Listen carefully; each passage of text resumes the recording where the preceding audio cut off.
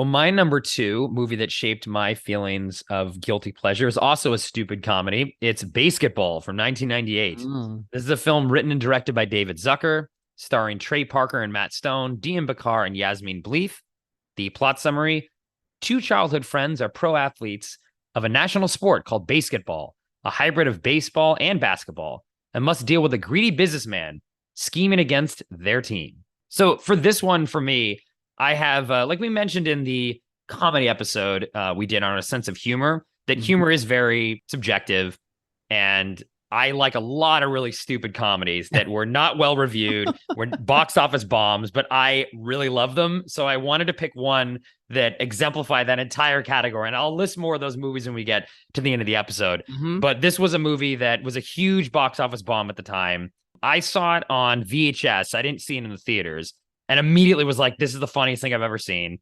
And watch it. Actually, I've this year I've seen it 3 times Oh already my gosh. before I watched it for this podcast. Like I just put this on when I'm in kind of like a bad mood or just need to laugh.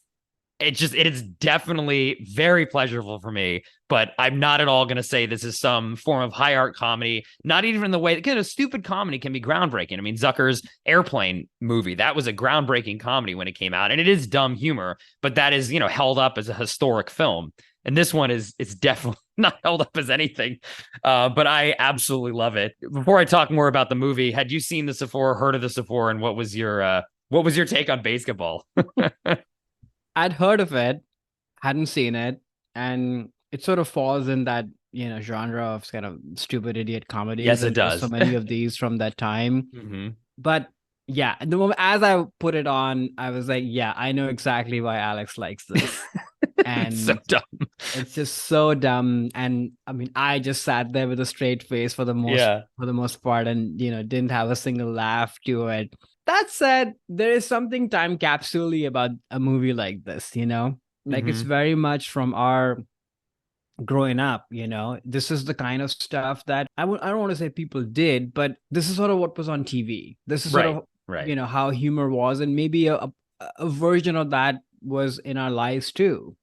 Just how people were. Hmm. And so there's something, I don't know, charming about that. Like this movie was not like, oh my gosh, I can't even watch this. Like I'm so Right. Right. repelled by it. No, it's Hmm. not that. It's sort of adorable in that time And capsule how way, dumb. I think. Yeah. But it's not funny to me for sure.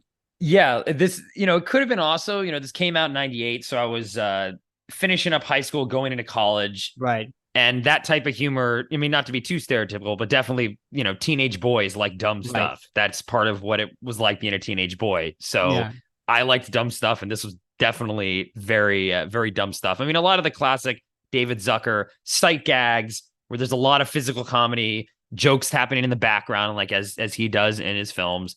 And also, too, I should mention, the two leads, like I said, Matt Stone and Trey Parker, in case listeners don't know, are the creators of South Park, which is a show Mhm. I was obsessed with in high school. And they had done a couple acting performances in student films, and they had a couple independent movies before they hit it big with South Park that I also absolutely love and I'm obsessed with. But this was their first attempt at being in front of the camera. I mean, they didn't write the movie. It was Mhm. written by Zucker, but they performed in it. And then the movie was such a flop, they never did it again. And they also are obsessed with doing South Park. It takes up a lot of time. But Mhm. for me, too, like I also have a soft spot, much like the Britney Spears movie Crossroads that I mentioned, where I love Britney, so therefore I, give the movie a little bit of slack. I also really love Matt and Trey and their personalities and the kind of art that they put out in the world too. So just seeing them as the leads in this film, and they have such great chemistry together, I feel, That's for because they're sure. best friends from college. And I just love what I think their humor is matches a lot with my humor, and it just that stuff really works for me too, and just endlessly quotable lines to me, which is something that also is important in a comedy. One of my favorite lines that I quote all the time is a riff of the line from Scarface where they're talking about what they need to do to get ahead, and in the beginning of the movie, like, well, first we got to get the jobs, then we get the khakis, then we get the chicks, where they're talking about how to get the women as a playoff of Scarface. I quote that still to this day. But I find them really funny, and it works for me. But also, like, okay, there's the one thing I'll defend is like this is actually kind of good, even if you think the movie is stupid or don't like this type of humor. The very, very beginning, because a lot of the themes of this movie is how business, capitalism, et cetera, is Right. ruining sports.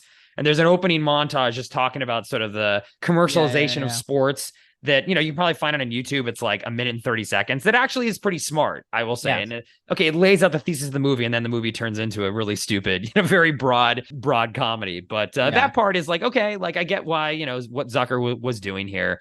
But I still find the whole film funny. There's a scene in a hospital where it's just total slapstick, where this kid is dying and they're like stepping on the cables and they're trying to give him, you know, CPR and use the paddle. Like, go get those paddles that George Clooney uses. And they're like just shocking him and stuff. And it's just, I don't know. I find that it's stupid. I'm not going to defend it, but I find it so funny. I mean, again, I will watch this so often. Actually, I will say too, there one scene as well. There's a montage really quickly of this camera footage, like where they tape over some game that he was, you know, famous baseball game, and it's roadkill caught on tape, and it's like a camera footage of just animals getting hit by cars. Like obviously they're fake. That I remember for the first time seeing that, and I was literally crying. I couldn't breathe. I was laughing so hard at that. I was on the ground. I couldn't breathe. I had to like pause the movie because it was like one of the funniest things I've ever seen in any movie. But again, incredibly stupid, which is why to me it's just an encapsulation of guilty pleasure for this film. I will give you that on it for sure. And also, you know, on the nostalgia thing that I was saying, like this captures, not that I missed that, but like basically, you know, loser boy or Yes. man-child genre movies. There's so many of those in the 90s and even 2000s. I'm happy to have moved on from that Yes. Yeah. era of movies, but yeah, that's what I kept thinking of when I was watching this movie. It's like, oh my gosh, there's like so many of these sort of movies back then. Interesting. Actually, I would argue, and I have to think about this a little bit more because I like what you're proposing here. This actually was a little early on in that. Definitely the Judd Apatow age of like in the 2000s, and like Will Ferrell's characters. That the man-child thing I feel like is a little bit later than this, and I wonder if this, you know, maybe started that or helped. Maybe I'm selling the movie or not selling it short, selling it long, or whatever the opposite of selling it short is. Yeah, I'm wondering maybe this movie was more groundbreaking than I thought in a way of like ushering. This is working in opposite ways. I know. I'm sorry. No, I will say too, just as a side note to the film is actually based on a true story in the sense of the director actually did with his friends create this game as kids, and then they adapted it into a movie. I mean, obviously the rest of it is obviously fake.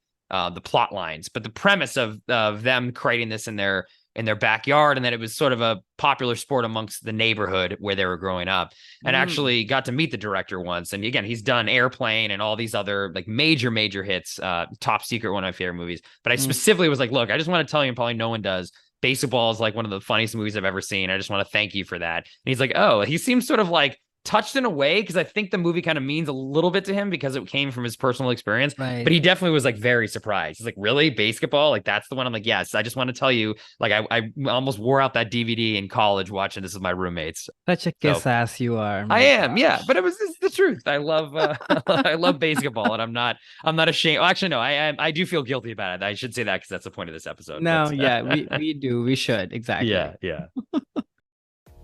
Hey there, it's Alex. If you like the review and discussion Karan and I just had, make sure you subscribe to our channel, Movies That Shaped Us, to get full episodes. Every other Wednesday, Karan and I cover a topic around important people, places, events, and moments in our lives, and then explore it through 3 of our favorite movies. Subscribe right now, or follow our podcast on Spotify or Apple Podcasts via the link in the description below. Hope you join us for the journey.